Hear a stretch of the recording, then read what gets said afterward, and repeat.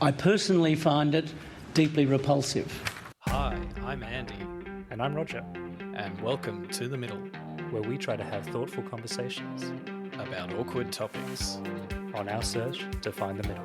We're going to give you last week's news today. That's a slogan we should put on a t-shirt. Stop touching her! I am tonight announcing my candidacy. Taylor Swift. Look, my biggest issue with marriage is that I think that it's a fundamentally flawed institution that is built on the oppression of women. I will not be lectured about sexism and misogyny. Having truly rational conversations about controversial issues is risky these days. Andy, how you doing? Oh, well, thanks, Roger. How about you? Yeah, I'm doing good. I want to ask you, what's your most recent "we're not worthy" moment? That's a really tough one for me because I feel like that over time I have had less of those moments, right? Like since I haven't been to concerts or anything. I mean, it's hard to separate that image of the Wayne's World, I'm not worthy, with actual musicians. But I would probably say the last time I truly felt that way would have been seeing Chris Cornell, rest in peace, at the Opera House and listening to him belt, which is, you know, for those who don't know, like a controlled screaming, I suppose, sound that vocal artists can do, and just filling the Opera House. And it was just so emotive. And I just thought, wow, this guy's really special as, a vocalist. So probably that, Chris Cornell. Okay, well, in the spirit of celebrating Gen X, last Thursday I went and saw Pearl Jam, and I got to say, and I called it out as the best concert I've been to in the last. I said 10 years, like as a random figure, but like it just really did stick out to me as like almost like it made me feel good about being on the verge of turning 40 and entering this world where like everyone around me was like probably older than me actually, but they were still having such a good time. Yeah. And we were watching a band that still sounded great, and everything was such a feel-good moment, and they sounded really good. Like Eddie Vedder is a great singer. Yeah. And he can still sing really well. And, I'm going to say like Pearl Jam are... Okay, so I saw them at a stadium called NG Stadium in Sydney, which is not the most notable of stadiums in the Sydney greater metropolitan area. But it's like, it's kind of like the B-grade stadium. But they played it like I kind of felt like they should be playing like the big one, the Accor. I am kind of surprised that they can't fill a bigger stadium. Well, I think that, I don't know, maybe they can. It's just that for whatever reason they've, commercially, they played 2 nights there, but I just feel in a world where like, The Weeknd can come and play like 2 shows and at Accor Stadium, and Taylor Swift can play 4, and Oasis can sell out 2 without even marketing their shows. And, Pearl Jam, one of the greatest bands of like the quintessential Gen X band, right? Like can't get its due at Accor Stadium. And but nonetheless, it was just such a good show. And can I like must admit, I did have a few beers before we started recording tonight, and you were a bit delayed, Roger. Probably didn't help me pushing back the time. Started watching like some of the old YouTube videos of Pearl Jam. Yeah. And look, I don't know if you or any of our listeners know the song Black, but it's like it's this ballad that they've kind of got, but it's a very, it's like on their first record, and it's like so many bands, they have their moment when they're like 20 something, and they just do this amazing, like they have this amazing body of work that they achieve or they can produce at such a young age. And it's like this, it's actually really incredible. Like, and I read a little bit more. In fact, I've seen the so Rick Beato is this YouTuber who unpacks, like, goes through all like famous songs. He like talks through the music theory and all that sort of stuff. He's like a YouTuber I like to watch. Yeah. But he had like after the concert I watched his he did a breakdown of Black, and this is a song that was written in like 2 hours. Well, no, to be fair, the music was written before, but Eddie Vedder wrote the lyrics to Black within like 2 hours on the way home as an afterthought, right? And just like some of the like, it's actually incredible. Like when I was in my 20s, I was not writing these songs. You know what I mean? Like I was not doing like it's actually incredible. So and to be here like 30 years later, and still making amazing music, playing amazing music, like we should all do better. Pearl Jam are 100% the real deal, and I think that they also are one of those bands that they are so well-rounded in their body of work that you pretty much can't pick the set list, right? They're famous for just playing everything and anything. Well, it's probably different now in the twilight of the career. Oh, no, they mix it up every night. Yeah, I mean, they're the real deal. But yeah, I think that I put Chris Cornell and that kind of thing very similar, adjacent to that sound and a respect of the rock vocalist. I think that we kind of pretty much have lost. I think it's probably safe to say we've lost that now, haven't we? This idea of that. But yeah, shout out to Pearl Jam. I actually do have a really vivid memory of the first time I heard Even Flow, and it was this awesome thing. I was with this friend, and it was the most stereotypically kind of like 90s thing. I was with my friend. His father had a MX-5 convertible, and we got in it, and I'd never been in a convertible at the time. I was very young, and the engine started. We hit the kind of road, and then Even Flow just started playing with the wind down, and it was just like a pure rock moment in a convertible, Even Flow blasting, and it was like, wow, this is awesome. All right, are you ready for a listener question? I am. All right, so we had actually one of the first ones we've had via the Spotify messaging service, where our listeners can respond to us or give us a comment. So I'm going to read it out to you, and you can respond. Hi, Andy and Roger. I've really enjoyed following your series leading up to the US election. It was fascinating to hear you both tackle such a polarizing topic from different angles. Andy, with your deep concern about Trump's fitness for office and the potential risks to democracy and global stability, and Roger, with your more measured approach, cautioning against overly extreme narratives or demonizing Trump completely. I found myself torn at times, appreciating the validity of both your perspectives. Now that the election has happened and Trump has won, I'm curious to hear how you are both feeling a few weeks later. Andy, do you still feel as strongly about the dangers you've raised, or has time and reflection shifted your perspective? And Roger, has Trump's victory changed how you view some of Andy's concerns, or do you feel they're overstated? Basically, I'd love to hear how the outcome has settled in your minds, and if you see things differently now compared to before the election. Keep up the great conversations. I like that question, and thank you for submitting it. It's always nice when we have a question that has kind of followed a few different episodes, because I know that when I provide an answer back to them, that it's going to be more well-rounded, because they've not just listened to one episode and become enraged or triggered by something, but they've actually listened to a few, and Andy and I are an acquired taste that repeat listening is rewarded. I think the first thing to say on my side is that we have done our best to have a natural lull from the conversation. We got in a lot deeper than I thought we would, that probably either of us thought we would, right? We didn't plan on having multiple episodes on the election, but like a lot of things, they're drawn into the American drama of it all. So we definitely, in my mind, the processing, I find I've had moments where I just have switched off and have let it kind of sink into the background a bit more, which has been really nice, really comforting. But at the same time, it's a little bit of an uncomfortable feeling, because it's so important. It felt so existential. It felt so monumental. But then as soon as it's over, it's over. Right? Like, doesn't that make you feel sometimes, Andy, like, what's the point? Like, everyone's so quick to forget. Everyone moves on with their life. Life goes on. It was just like this big pay-per-view event, like a big boxing match that everyone is so hyped up. They care about what happens to the boxers and the different characters, the athletes heading up to a game, and the game happens, you know, result, that's it.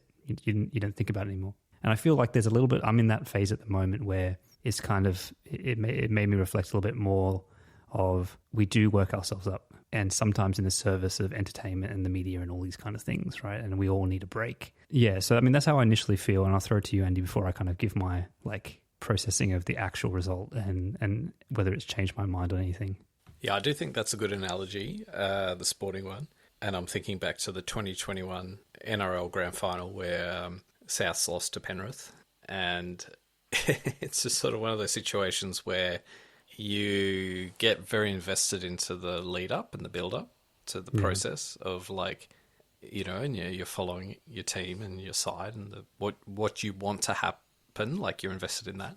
And then they lose. And what else do you do other than move on and kind of forget it and get over it, right? And that's, I think, where we're at now for me anyway, with Trump, right? So I still am very, very deeply concerned with what the next 4 years has to cut, like, you know, what will follow.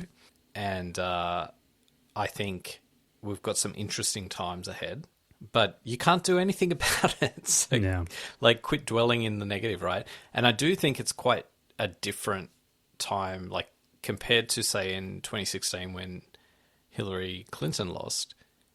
There was like this period in between the actual election and inauguration.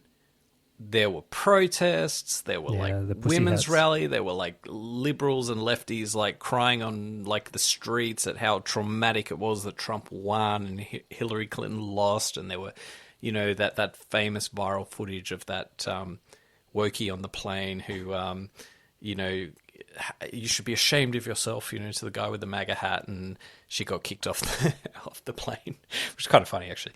But, you know, like there were all of those moments, right, in 2016, and people couldn't kind of come to terms with it. And I think people like almost have now. Like, I don't think you haven't seen that, right? I think people, you know, there's definitely been criticism of like what's to follow, and, you know, there's already been some decisions that, you know, like the Trump cabinet and some appointments and so on, which have been subject to controversy. But yeah, I think people are like stunned out of caring anymore. And I think, I think it's like, that's probably a good thing in the sense that like, there's no point getting carried away about things you can't control. But I don't think that changes like the fundamental, like, and I think we've got a very interesting 4 years ahead of us. Yeah, no, that's a good summary. I mean, it hasn't changed too much in my views yet on things. You know, I don't think that anything that's happened since, I mean, it's too early to tell, right? All the rhetoric and everything, it's too early to tell whether Trump 2.0 is going to be different from Trump 1.0, and how that's all going to go. Of course, you know, he's picked he's put forward his nominations for, you know, his leadership team. Some crazy ones in there, some not. But I think that a lot of that story is to be written, and I think the really interesting parts won't be at the start either. You know, I think that Trump is actually different now as well. You know, he's probably a late bloomer in that regard. Like, I think that we will see some signs of like maturity and some legacy thinking as well that comes into his worldview. But the situation has been so complex, so multifaceted that I reduce it into like a bit of a article of like winners and losers out of the election. And sometimes that's how I like to think about it. And I think that the winners for me, obviously besides Trump, are really like these kind of alternative media podcasters, Ben Shapiro types, you know, like I think that they're really big winners out of this. And people who are like, want to thrive out of the chaos of tearing down institutions and stuff. So all these counterfactual people, these counter-narrative types, I think that they're really loving, they're real winners out of this election cycle. And I think obviously the losers are the elites, the coastal elites. This kind of cultural element, I think, has taken a hit. And it'll be interesting to see how they process that and whether they make any kind of little quiet corrections to themselves or not. And I think that one of the biggest losers are probably the style of democratic cultural power, which is probably centered around the Obamas. I actually think they're one of the celebrity culture in Hollywood, and the Obamas, I think, are one of the biggest losers out of this election cycle in terms of their stock, their influence, and their clout. I think one of the most interesting things I heard over the last couple of weeks is that AOC has changed her Twitter handle or whatever from like the gender pronouns. Taking the pronouns off. Like, I think that's maybe she is a politician after all. Like, that's the most remarkable turn of events. So someone like AOC can kind of see where she's going wrong and to change course, like that's quite remarkable for someone like her. Like she is the equivalent of, you know, the, like in Australia, like a member of the Greens. Like she's a Democrat in that sense, but like she's the kind of like the left of the Democrats. And, you know, I think that's kind of interesting. But, you know, like I don't share your optimism around Trump acquiring some, you know, over the years, additional wisdom. Like I think I'm not so sure I follow that, but it will be what it will be. And it's interesting, like the psychology of it, right? Because the psychology now is like after the fact that you know what the outcome is, it helps us to get through our lives to be glass half full about the situation. So it makes you feel better to see the situation in a positive light as opposed to a negative light. So I think before the election, my headspace was probably much more oriented around like, here are all the reasons why Donald Trump is like should not win the election and why Kamala Harris, despite all her faults, is the better candidate, and God damn it, I hope she wins. To now being like, okay, well, now that Trump has won, here are all the reasons why I don't need to be as worried as, like, here's, like, I'm going to take some silver lining from something. Yeah. I'm going to see this appointment. Oh, that's a good thing, like, because this guy got appointed and not this other guy who could have been much worse. Or, you know, just, but I think that's a coping mechanism rather than, like, you know, good analysis, if that makes sense. Yeah. Well, let's see where we go. I want to just lay down before we again put a pause on all the election things, and because there'll be plenty of time for that in the coming 12 months. But I want you, Andy, from the middle, to help me make a prediction on what's going to happen to our boy Elon Musk, and what I want from you is a prediction on how long his relationship with Trump will last before it turns sour. It is very hard to imagine that two egos as big as these two guys, right, where it will last. Let's call the spade. Like, he has been sidelined, right? He's been put in the department of, like, dig holes and fill them in again, right? I think Trump was happy to, like, humor Elon Musk during the campaign because he got so much out of him. But I think at some point Elon Musk is going to realize that he's been sidelined, and he's going to realize that he is not getting the dividends out of this deal that he thought he might have been getting. And I think eventually he's going to almost flip 180 degrees and turn on Trump by some point between now and the next election. That's my prediction. I don't know when, but I think he's going to be a Democrat by the end of the term. So you didn't actually give me a proper timing. So is your prediction? Your prediction is that he'll be a Democrat by the end of the term? Okay, well, all right. So you're taking that as a given, right? Almost like it's just like how soon, right? I'm going to be less bold than you and say, well, I think I think that it would be noteworthy if he shifted to become a Democrat by the end of the term. That in itself would be noteworthy. All right, let's 6 months. it up. 6 months. First public blow up where it leaks out that they're feuding over 6 probably months. over X. I think you know what? I think they're already feuding. I think Trump's sick of Musk. Like, I think he's hanging around like a bad smell, and I think what was the line? I heard some line the first time there's a headline that Musk is leading or in control or something like that. Like, Musk gets what he wants, or Musk convinces Trump to do this, or you know, Musk's agenda is fulfilled. Like, the first headline of that kind, Donald Trump wouldn't be able to live with that, right? So so the moment, like, there's this perception that somehow Musk is like the puppet master, right, controlling Trump, right? And there's already a little bit of that sense. And I think that's the trigger point for Trump to freeze him out.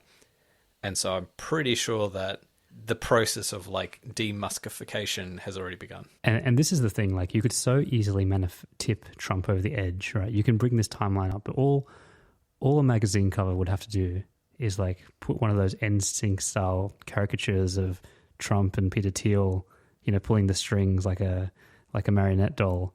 And as soon as that hit the shelves, Trump would send this guy to Siberia, if he hasn't already. My prediction is this time next year, there will be a very public feud, probably on X or Twitter, between Elon and the president-elect. Okay. All right. We'll note those down for posterity. All right. Talking about winners, and, there has been something described as the manosphere or the brosphere, I've heard as well. And lately, we've had our own, as the center pulls back to Rogan, as it always does in some of these things, we've had our own run-in with the public broadcaster. So ABC is like our BBC, right? So there was a press club meeting, and I want to play for you what the chairman kind of said about when asked about Joe Rogan. I think people like Mr. Rogan prey on people's vulnerabilities. They prey on fear. They prey on anxiety. They prey on all of the elements that contribute to uncertainty in society, and they entrepreneur fantasy outcomes and conspiracy outcomes as being a normal part of social narrative. I personally find it deeply repulsive. So that was a little taste of the diatribe against Rogan.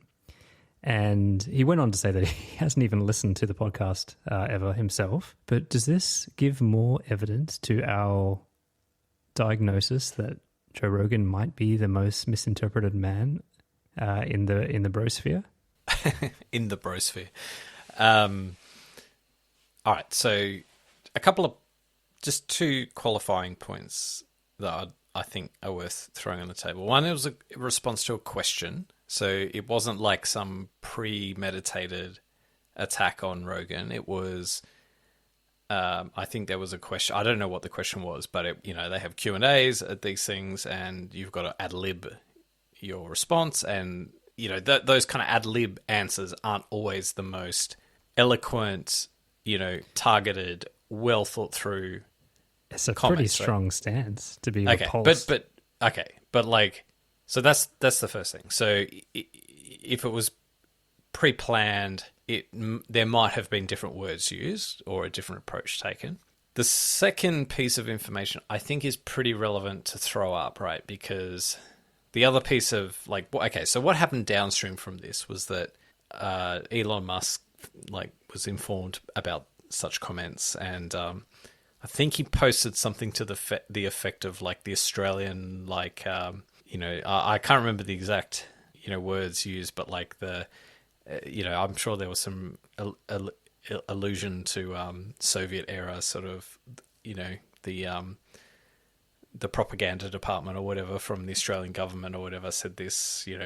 The public funded broadcaster head said this, but this guy's actually not what I think that perception paints him as. This guy's actually made his career, his career is he's from News Corp. He's a Rupert Murdoch man, right? So this guy is not of you can't paint him as this this bureaucratic kind of guy, right? He's been brought in from outside the culture of the ABC, from News Corp actually, into the ABC. So this guy's not how he could be painted, right? Yeah. But anyway, let's put that to one side. So in terms of the actual comments, I don't think the comments are fundamentally wrong. I think you'd put them a little bit more delicately, but I think the fundamental truth to the comments, or the fundamental point, if you take off all the rough edges and you work through, well, what is he actually saying? I actually think there's truth to it, right? So we're going to have to get a little bit more targeted though, because What do you think he's referring to? Like, why would he do this? Which part? Is this literally about the election? No, I think in general. Like, I think he's, well, to begin with, he's not just talking about Joe Rogan. I think he's talking about like a family of podcasters / influencers / whatever in the same kind of world as Joe Rogan. And Joe Rogan is one of them, but he's not the only one.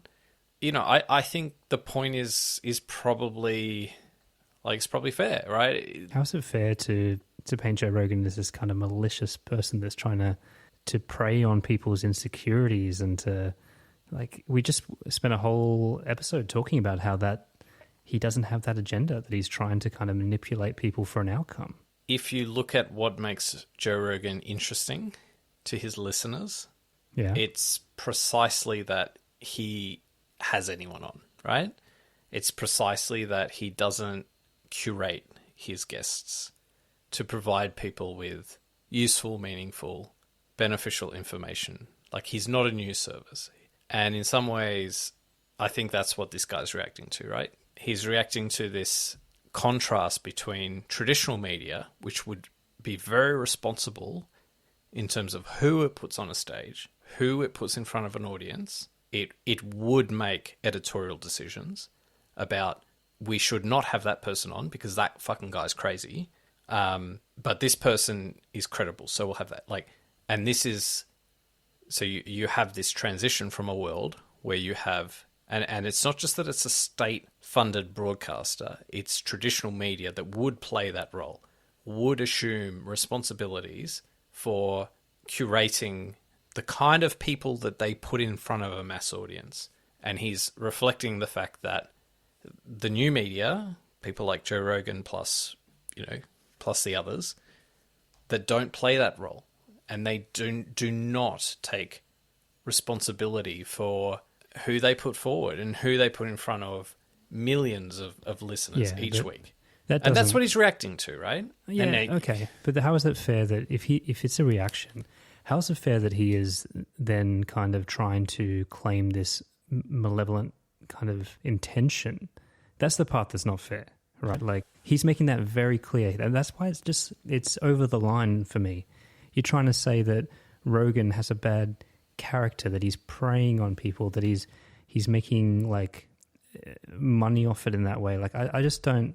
I think that all of the things that you said can be true and fair as a reaction, but the step too far is like the character work for me, right? It's just, and he hasn't listened to Rogan, right? He's just kind of going off the vibe of it all. Well, I don't think he's saying Joe Rogan as a human being is a horrible man, right? I don't think that's what he's saying. I think what he's saying is that the Joe Rogan program, or the JRE, is a horrible program, right?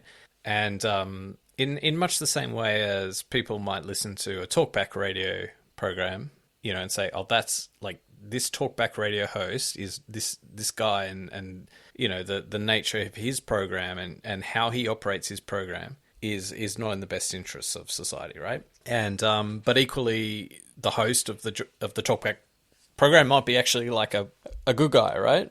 And this is where it gets like complicated, because it's like, how much do you give a free pass to someone who, because their intention is not malicious? And like, I don't necessarily know that I think, like, I would agree that like Joe Rogan is malicious, but like, do I think he's irresponsible? Hell yeah, of course he's irresponsible. And like, does it even matter? Like, is it kind of like a moot point? Like, are we just talking about semantics here? Like, we can say that the JRE is like an irresponsible program, but we've got to make sure we're clear that Joe Rogan's a good bloke, right?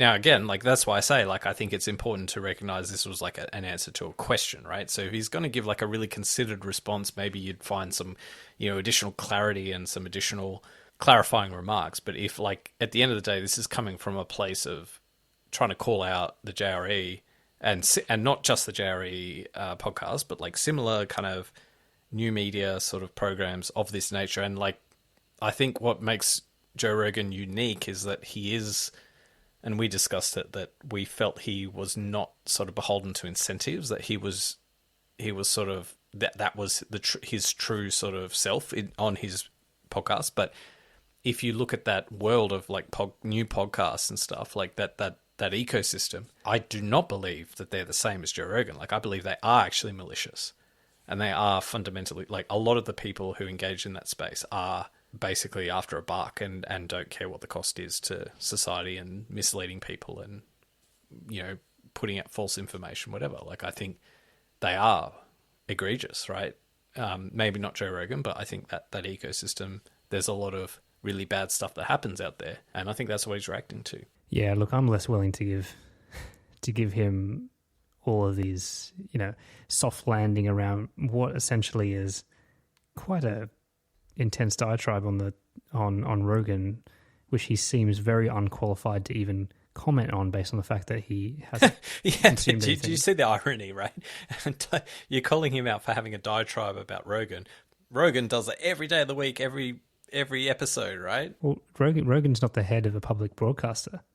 You know, he's taking taxpayer money to provide journalistic, you know, channels and all sorts of different things that are meant to benefit the public. This guy is paid as the chair to be a thought leader in Australia on these kinds of topics. That's an unwritten part of his job. But like, I welcome his commentary, right? And to be clear, this guy has, up till now, has been most notable for his commentary on basically woke politics infecting the ABC. He's a sharp mind and he's balanced, right? He's not been he has led the discussion on a whole range of topics here in Australia. Okay, look, I'm judging it on what he's saying to the public, right? And I just don't think this kind of stuff is helpful, especially in this post-election environment where there's already this idea that the people in the ivory tower seem to cast these kind of dispersions or seem to know better, or still stuck in these kind of like elite ways, instead of saying, trying to be balanced and say, hey, there's a new media platform coming. It's in its infancy. There's all these things kind of happening, and not just like use such strong language that it's like repulses you and that it's malicious and that they're trying to like manipulate people's fears and all this like. But don't you think way it is too malicious strong, though? No, I don't believe it's. He used the words Joe Rogan, right? Like, you can't say that he's stretching. If he's talking about Andrew Tate, then he should have said Andrew Tate. No, but he's don't talking you about think Joe Rogan. Okay, And that's okay. what the question was. All right, let's talk about Joe Rogan then.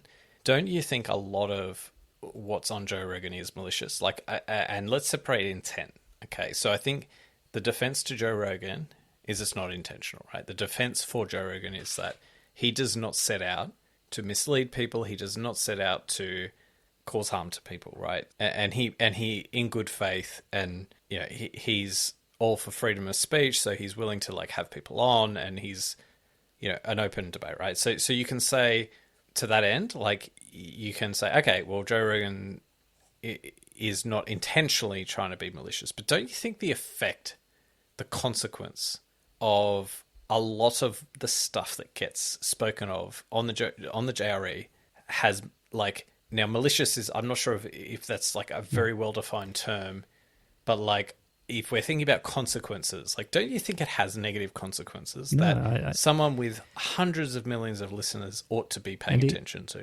It would be like the same thing about whether our show is malicious. Like, on what? Well, we don't have hundreds of millions of listeners. No, but in terms of the content, right? Like, is it our stance on the voice? Is it our stance on racial identity? Is it talking about urinal usage? Like, what? Like, the Joe Rogan Experience is a podcast that talks to anyone and everyone, like you said.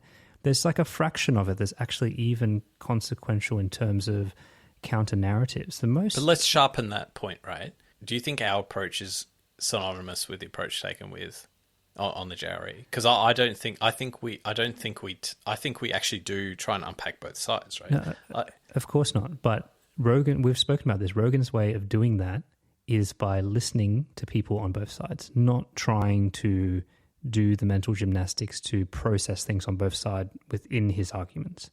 Do you know what I mean? He's like, I am the immovable bro rock, and I bring people in, my court jesters, if you will, to sing me their songs, and I kind of try to understand them. All right, but do you not think, because I would say Joe Rogan has people on that he knows are going to talk about absolute like bullshit on his podcast just for a laugh. Like he does not curate, right? No, he does. He does. He's knocked back some crazy, like some proper crazy people, and he talks about that actually he's had to do that, right?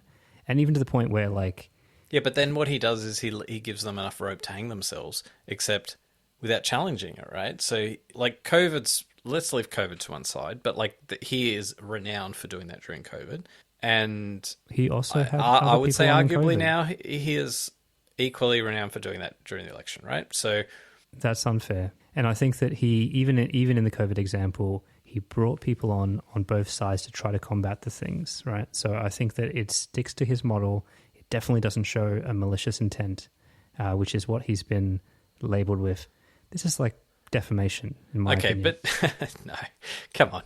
All right, but it's out of pocket, man. Like, there's absolutely. No, that's why it's making waves. I completely disagree. So, okay, this is like the printing press, right? When the printing press was first, developed and launched to the universe, we had like centuries of war following because there were debates over like human, righteousness and like what's the truth, what's not the truth. The mass media like pushing out like incorrect information, like people had their own views of what the truth was. Anyway, it took us many, many, many centuries to build up systems, institutions, a culture of like how we engage with information such that we didn't kill each other over it.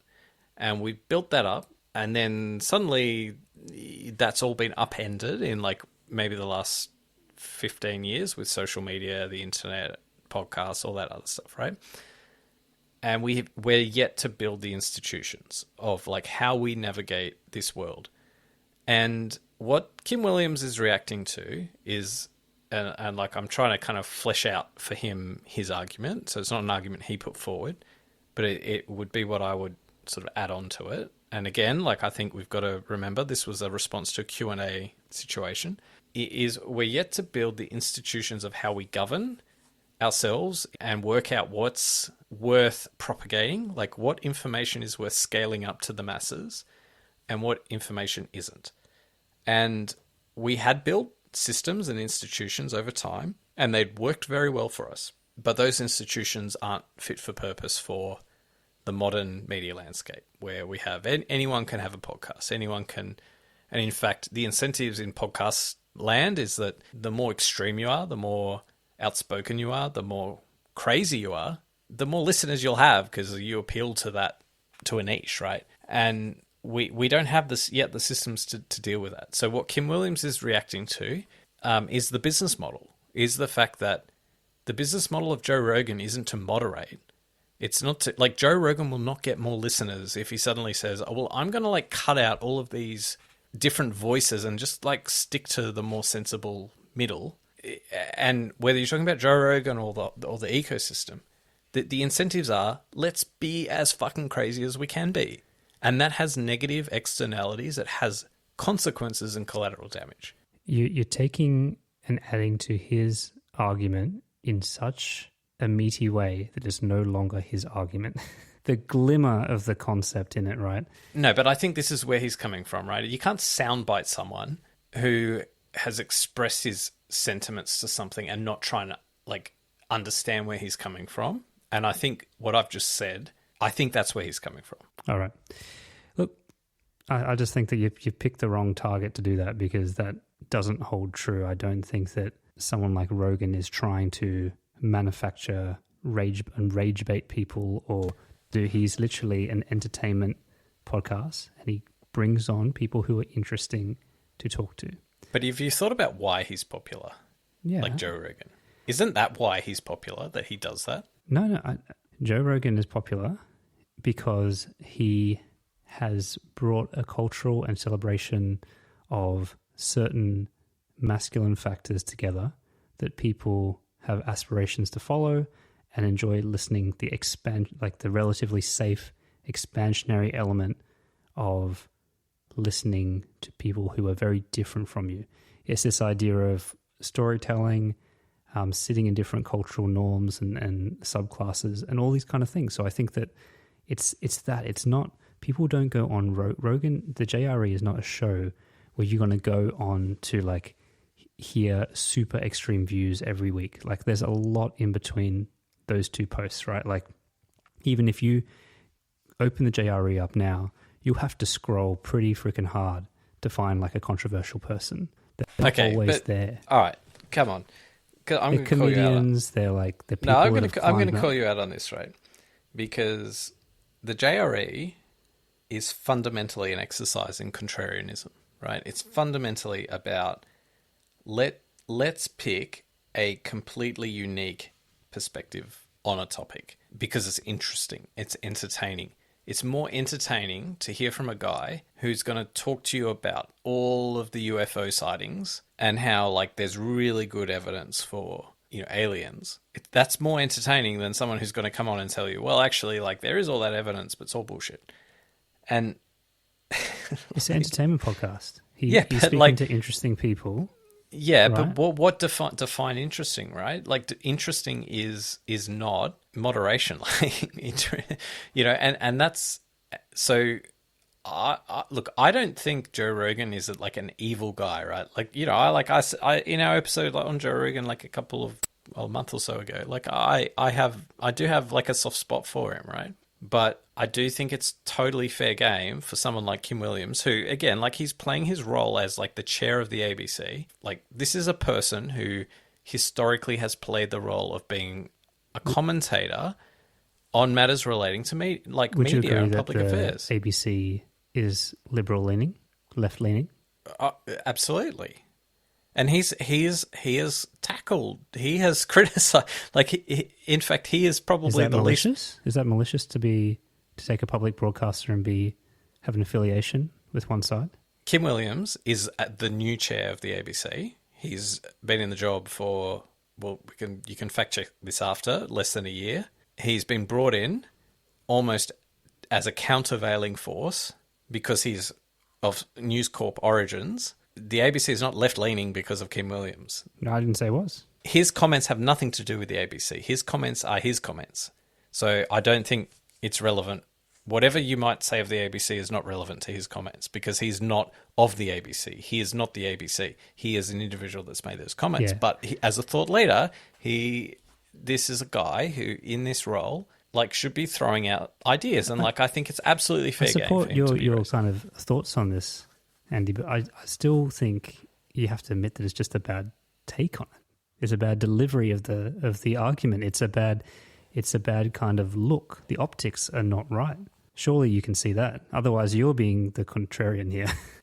Okay, play it again for us. I'll tell you what. Okay, I'll tell you what I agree with and what I challenge. All right. So I'm just wondering if you had any observations about what's behind the Joe Rogan effect, how you believe he's managed to so successfully capture this huge market, and then for us here in Australia, you know, how would or should the ABC be going about capturing that kind of audience? Look, I'm not sure that I'm the right person to respond to that question. I am not a consumer or enthusiast about Mr. Rogan and his work. Shocking. I am not one of the 3 billion, and I'm unlikely to be 3 billion and one anytime soon.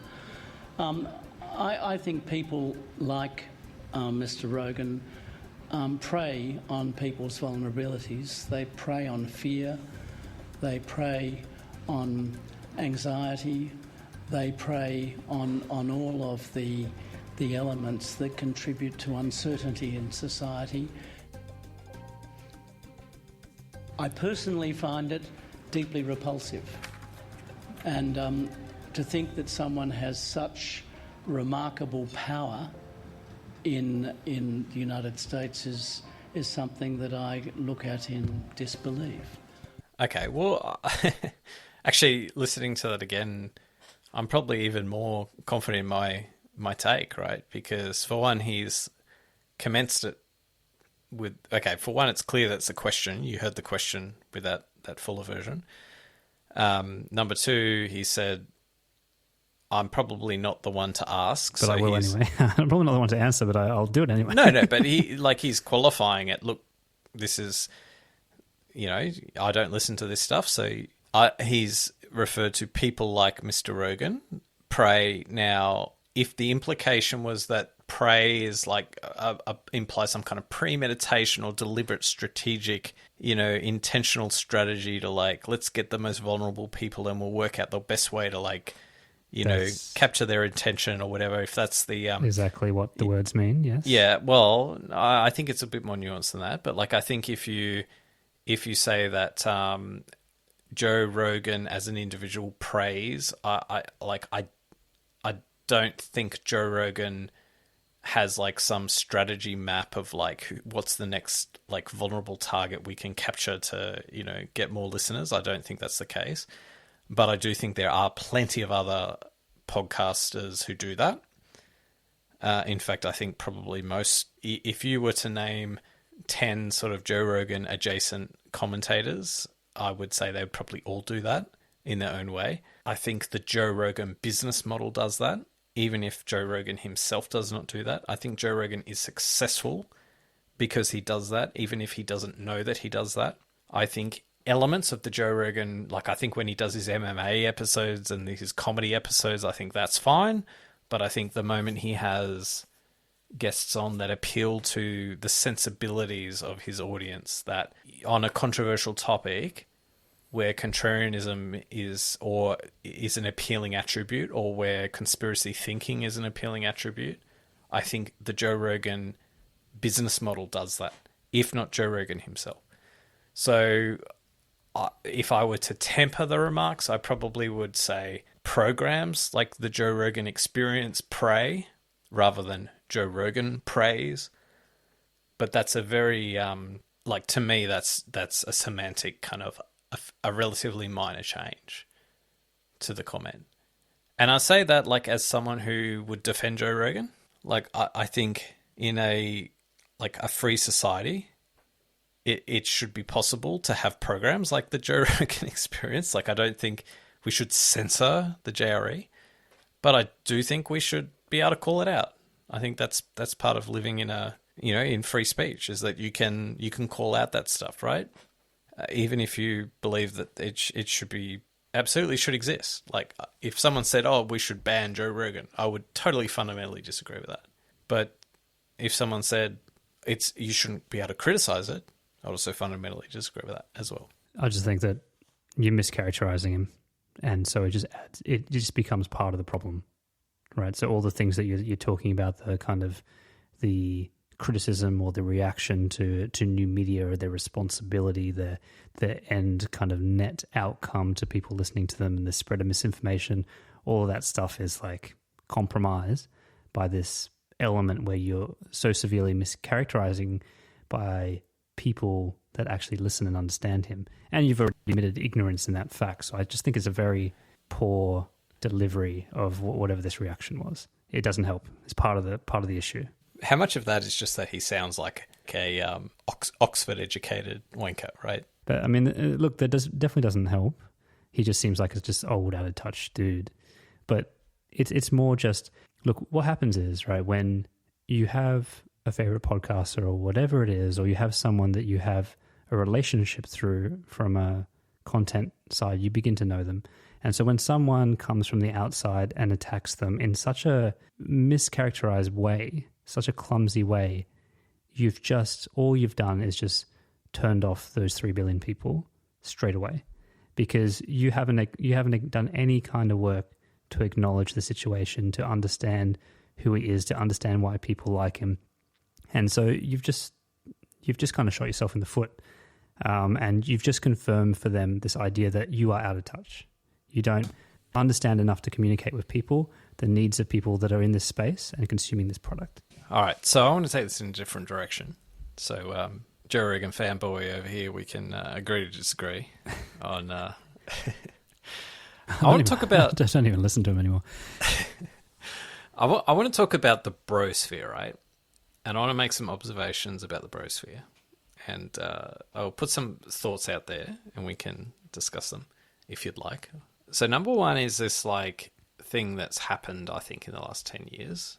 And it's kind of, and I want to like divorce ourselves a little bit here from Joe Rogan, although I think he's a big part of it, which is this very male-centric world that I think has been unlocked in the podcast sort of environment where, and it's interesting because you've had figures like Jordan Peterson and folk like that who I think have empowered young men, or perhaps a certain class of like maybe low status men, or potentially men who have given them the tools to maybe, like, I don't know, fight back, but like to try and reclaim or recover like a degree of some of the status that they've lost over the last like 30, 40, 50 years, right? Both with, say, the decline of traditional kind of low-skilled but still high-paid jobs, so like in manufacturing or whatever is the classic one. Yeah. And I guess the stereotype I am thinking about here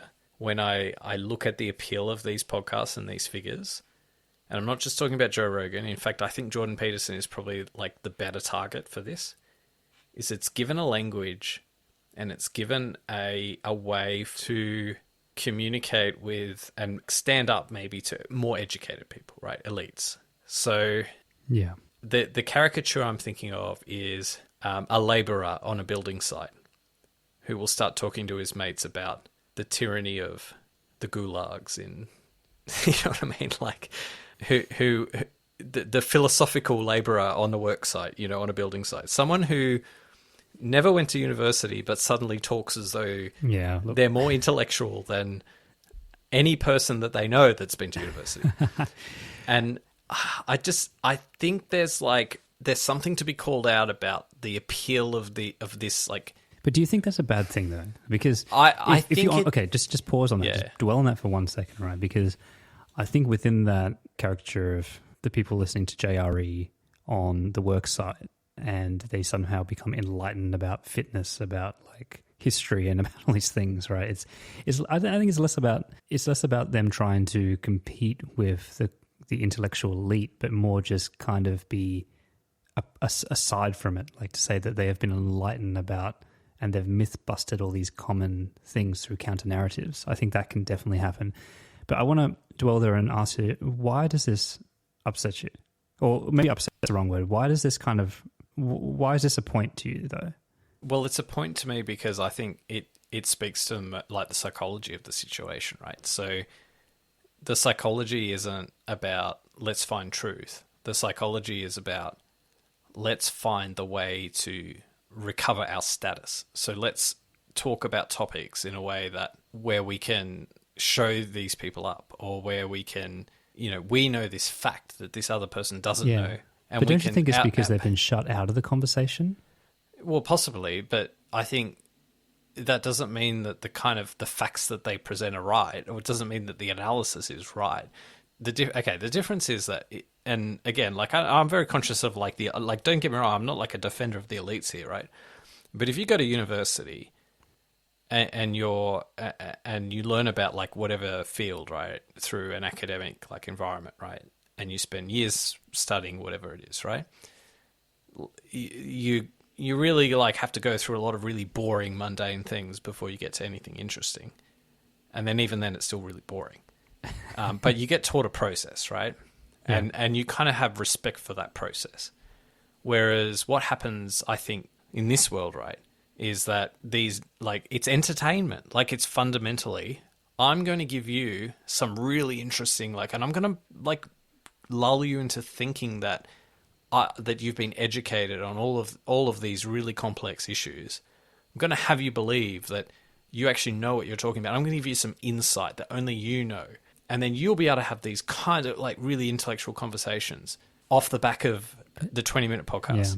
Yeah. And the entertainment in that is not deep insight. It's not preparation. It's not like we're not talking. It's the equivalent of thinking that because you've run the city to surf, that you should be in the Olympics running the marathon.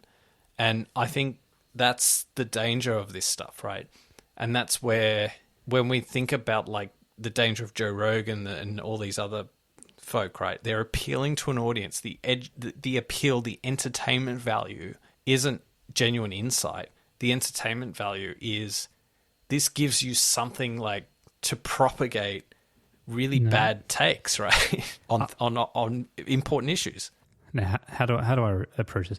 I don't disagree with this idea that a little bit of knowledge is often the most dangerous, because this is like a time-tested thing that actually, that is what causes the issues, right? Where you become overconfident and you think that you have the answers, but really, you know, you don't. I put that in a very different basket from empowering men or people who don't, non-consumers of this space, into slightly more intellectually stimulating concepts and ideas. Like, I still think that is a ticket to talk at the table, and that's overwhelmingly a positive thing, because I think that actually modern society, or like elite culture, tertiary education, all these institutions, they're so stuffy and stuck up, and they've cut so many people out of the conversation to the point where it's like, well, you know, if you did better in school, you wouldn't be on a work site or whatever. And I think that attitude really has to change. Like, I don't see, and maybe this is like a difference between us, but I just don't have that same respect for these institutions. I think that they, for all the talk they have about inclusivity and all this kind of stuff, they've shut out a whole big chunk of the population that don't fit into their fairly rigid model of adherence and acceptance into these, into unis and things like that, right? Let's be honest. Like, if you want to get into a good uni, it's a very rigid format to get in. You have to comply with this idea of standardized testing and all. And I just don't agree with a lot of that stuff. So I think this is a good way of getting people to feel like they can be part of the conversation. I do acknowledge that it becomes a problem when they think they know better, or they're enlightened over the fact of, you know, above and beyond other people because they have a counter narrative. That can be problematic. But I would say to you that not everything is as high stakes as you're thinking. Like, some of this stuff is like lifestyle optimization, self-improvement, bits and bobs.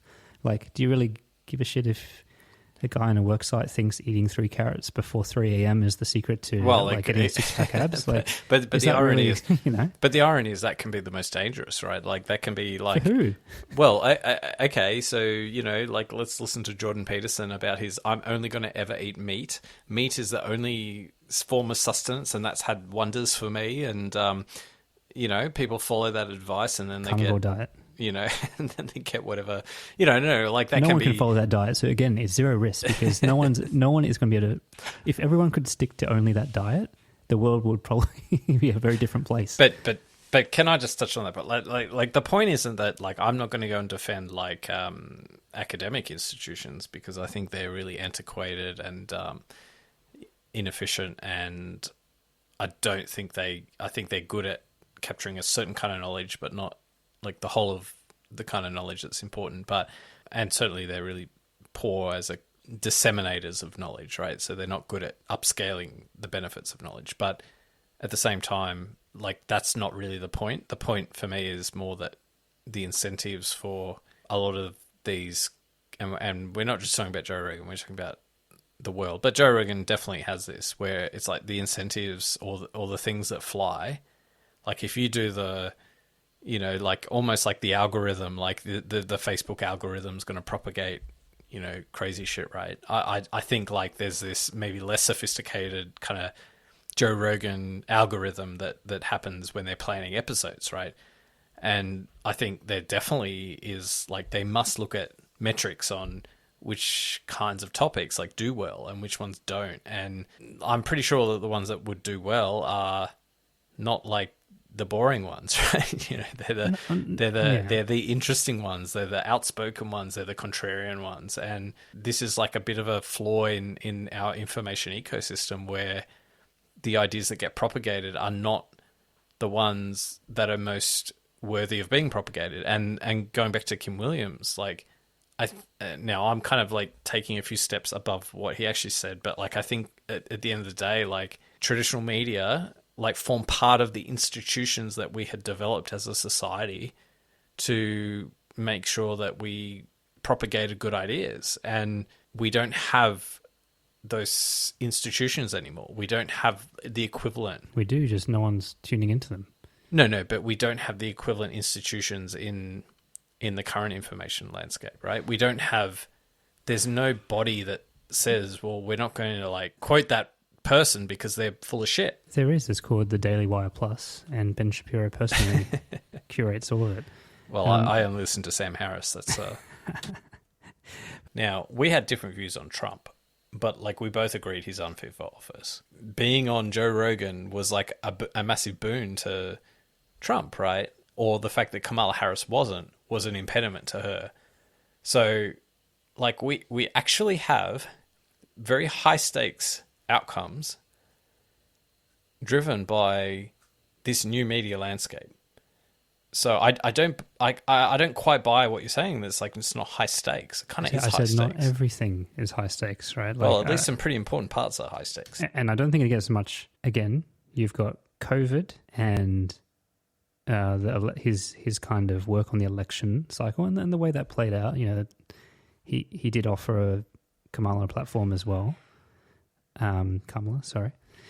So those two things are obviously apexes in your point, but they are few and far between all the mountain of things he has with David Goggins shouting motivational things at Rogan and the audience, or people, Jocko coming on and talking about his discipline and detachment theories around being a Navy SEAL. Like, all I'm saying is that not everything requires the same cautionary tale as the US election 2024 and the COVID vaccines, right? But I don't think Kim Williams is talking about the mundane, irrelevant stuff. I think he's talking about the fact that the world is probably, or at least the United States, and probably the world too, is worse off because of Joe Rogan. Well, if he's consequentially, but the fact is, if he ending statement, if he's in disbelief that Joe Rogan is as popular, he obviously doesn't understand the situation, right?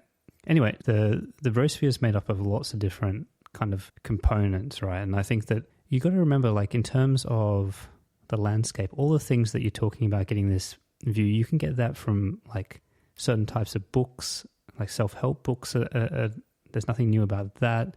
There's fitness gurus. There's all these things, like they're all pre-existing stuff. Like, none of this is new, right?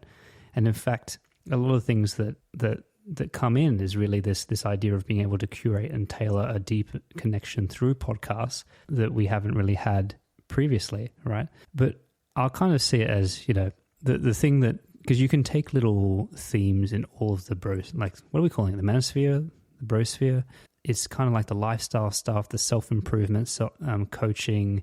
There's kind of more controversial commentary. There's conspiracy theories. And then there's definitely this idea that it's been a comedian-run place in the Brosphere as well. So I think all those little bubbles of themes are going, but I think what makes it like a Brosphere environment is really this idea of return to celebrating traditionally masculine or macho culture. Like, I think that has to be the vein that like ties the Brosphere together. Right, and it can look very different when someone like a Jocko Willink does it compared to a Jordan Peterson, right? And I think that's like I wouldn't mind talking about that for a second, because this is where I think the diagnosis goes wrong.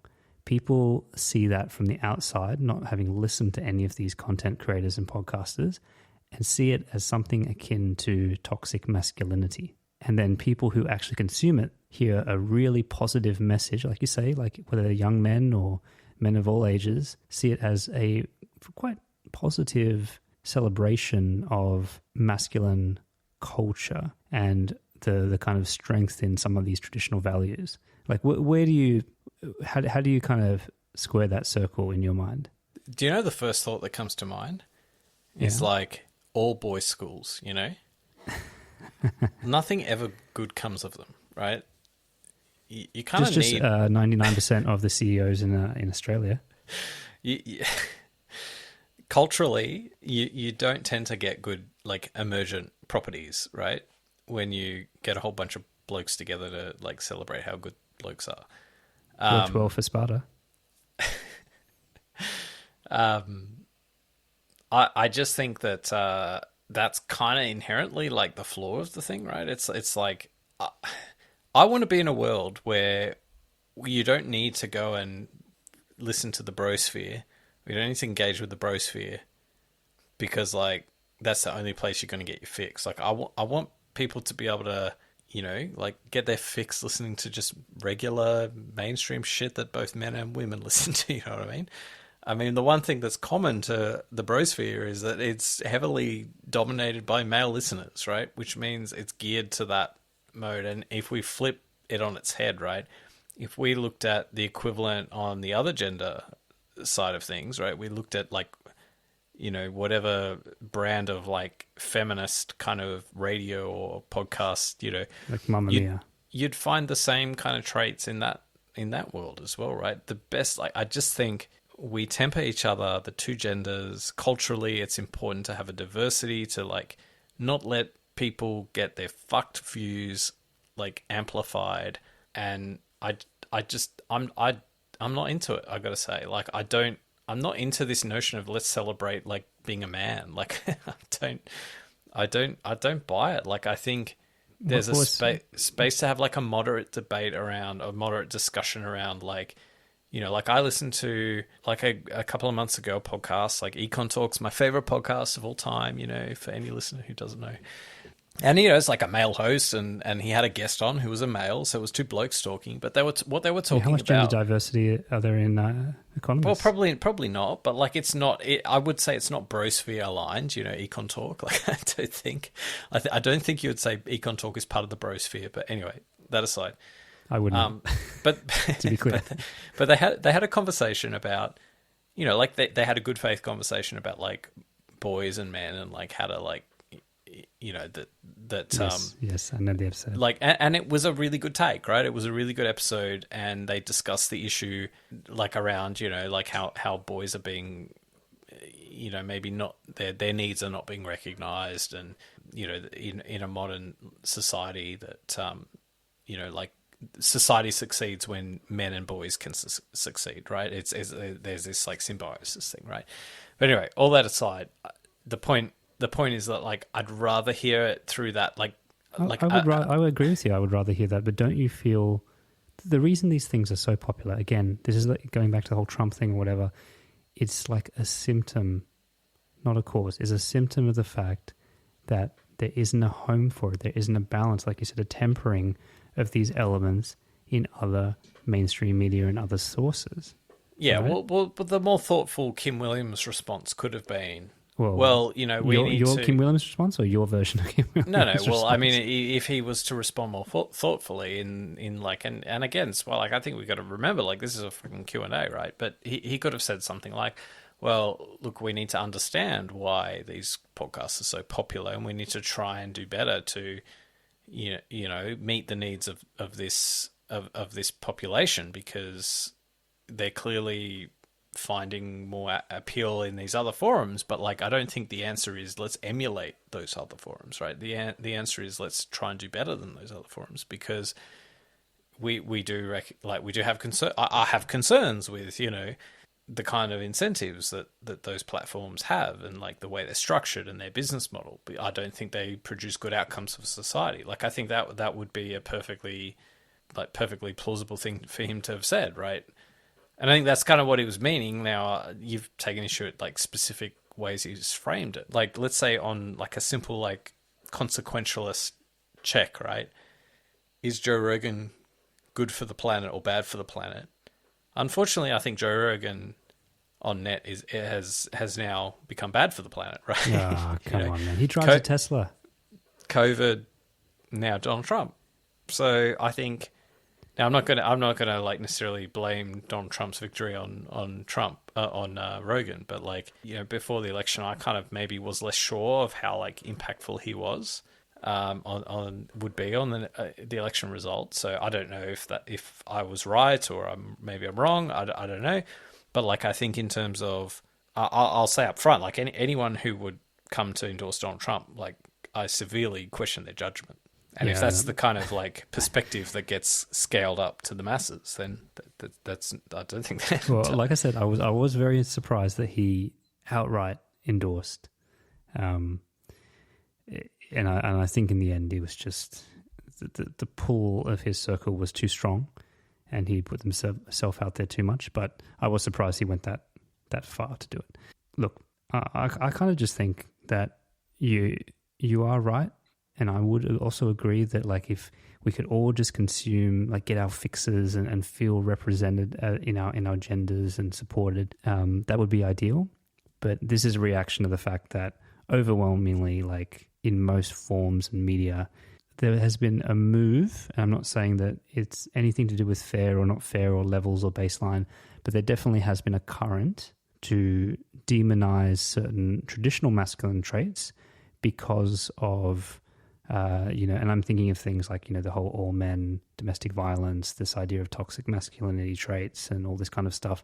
Like, I think that the kind of move towards much more this idea of like feminism cutting in a little bit or reducing power structures, whether fair or not, has left men with this space that hasn't been filled, right? And it's been filled with these podcasts and other things. It can be done well, and you can harness that energy and help, disenfranchise young men like Jordan Peterson's trying to do and all those kind of things.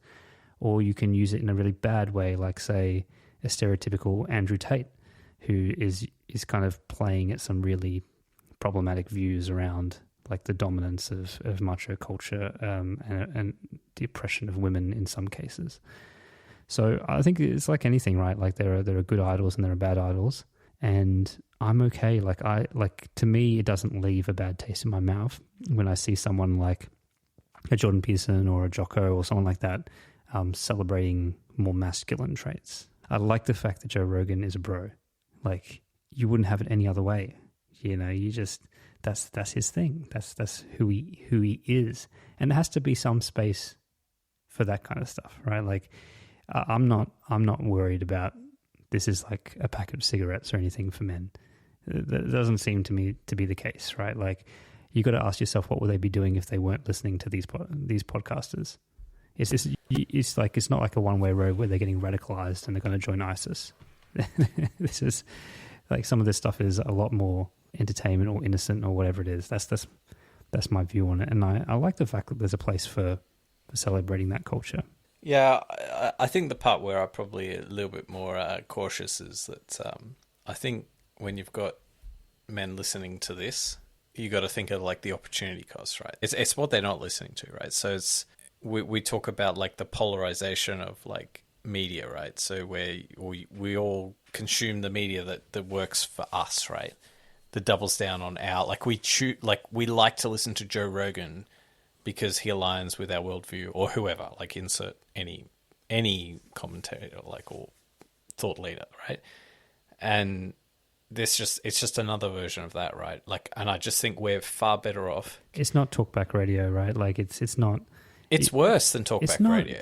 It is, because you know what? You listen to Brian Cox and learn about the univerce. You're like, no. It is fundamentally worse than talkback radio. You know why? Joe Rogan would be so much better if he were like a 1 hour slot on like an AM radio station, right? Where you get Joe Rogan, and then after that you get, I don't know, insert left-leaning, feminazi, right? Like that. If that would work much better, but instead it's just like, no, just Joe Rogan, and then after Joe Rogan you go and listen to maybe some Ben Shapiro, or I don't know if that's unfair to maybe that's unfair to both of them. But on a funny note, like, obviously we both respect Sam Harris. What would Sam Harris have to do to lose your vote, and then you just couldn't listen? Like, what would he have to do for you to describe him as repulsive? Like, what kind of revelation would have to come out? What would he have to do?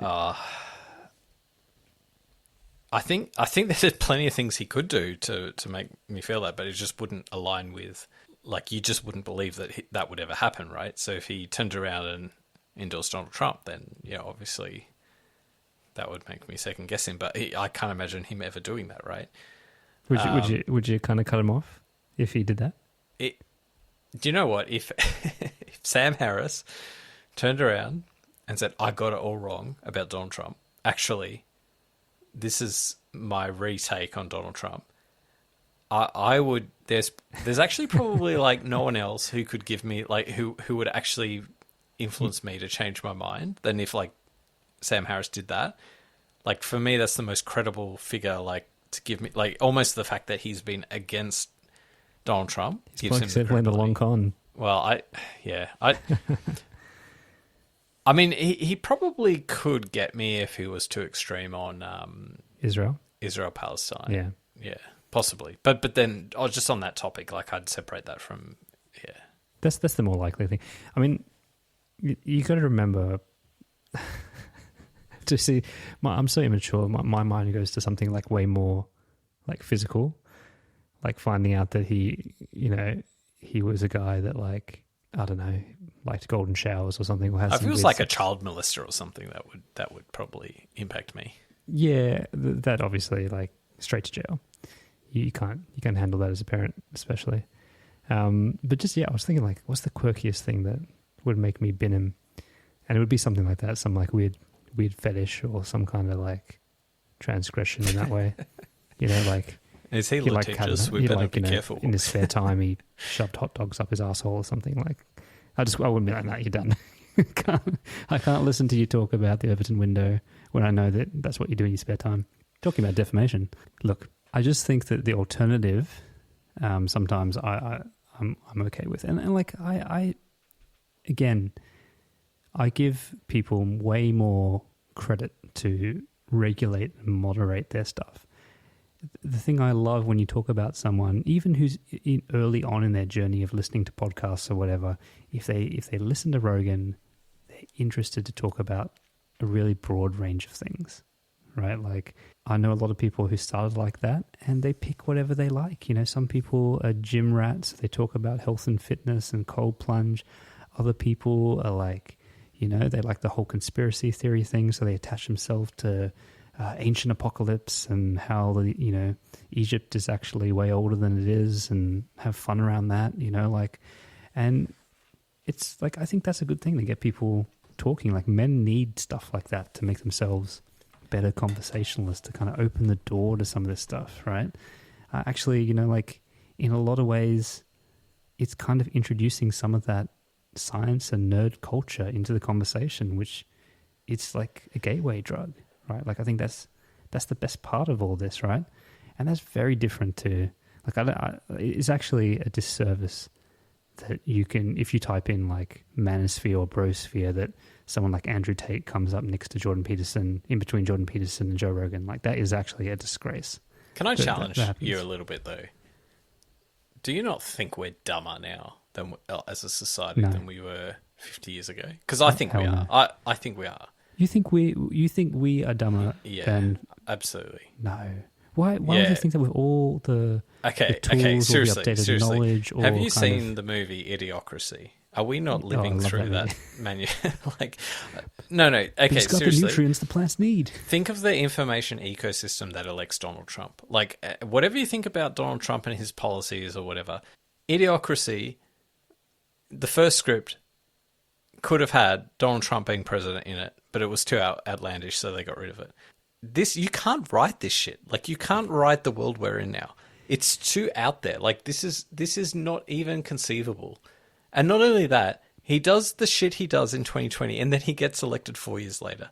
I think there were WWE fans 50 years ago too. Yeah, it's like electing helpful. Liberace like as president 50 years ago. Look at that thing when Austin Powers comes out of like the time capsule from the deep freeze, and he's like catching up on history, and he's like, "Liberace was gay. I did not see that one coming." I think you just really have to fight that scientifically. Like, we are smarter. Yeah, but like some people are smarter. But like, I don't think being able to quote like some line from Jordan Peterson that he gave on some interview. Like, Jordan Peterson is fucking smart, but not necessarily the people who I just parrot mean back in general, IQ the points are lines that he rising. says. Okay, I don't think that the people who can parrot back lines, now whether it's Jordan Peterson or some other, thought leader or whatever, is smarter than people of an earlier generation who maybe were exposed to less information, but that had better instincts around how to navigate the information that they did have. I think a really good example that kind of hits around what you're talking about is like this idea of heart disease and low-fat options, right? Because I think that is a really good example of there's like a base level of education, there's propaganda by food bodies to say that, hey, like we can manipulate and buy the scientific studies to say that actually low fat's the enemy. We're going to replace it with sugar and all these other things. And everyone did it because the doctors were on board, all this kind of stuff, and everyone did it, right? Like, I don't think anything inoculates you for the challenges of how consensus data moves through a population or the zeitgeist of a time, right? Like, I think that we're the same. Like, the founding fathers and us, we're like the same the whole way through, you know, ever since we jumped down from the trees. Like, I don't think there has been much progress in that sense. You know, I think we've always had the same internal capability. All that's changing now is like the technology that we're using to kind of pump into us. And look, if we went back and we talked to ourselves 50 years ago, I've no doubt we'd run circles around them. Well, that's because we listened to Sam Harris. How old is Sam Harris? He would have been born 50 years ago. At what level do you think, just while we're on Sam Harris and we've talked about his sexual fetishes, if you would like to think about debating Sam Harris, at what age do you think you'd have to reduce him to the point where you could beat him? I just think that he's just got this way with words. I don't think it's actually his underlying intellect. I think it's... Yeah, but whatever it is, right? Like, would you have to take him down to when he's 14? 12? 10? I mean, it's hard to imagine you couldn't beat a 10-year-old Sam Harris. Well, not physically, so. Obviously. Had a debate. Okay, I'm going to go on a limb. The first time he took LSD, before that time, I think. Do you reckon it opened up the vaults? I don't know. It slowed his speech patterns down, and then that extra like slow talking gave him extra intellect, like powers. Like it's like, yeah, he's traded off like words per minute for. The joke's on him though, because everyone just listens at 1.5 times. Yeah, megahertz per minute. You think it's bad now? Wait till Elon buys MSNBC. Elon, if you're listening, we'll sell for $1 million.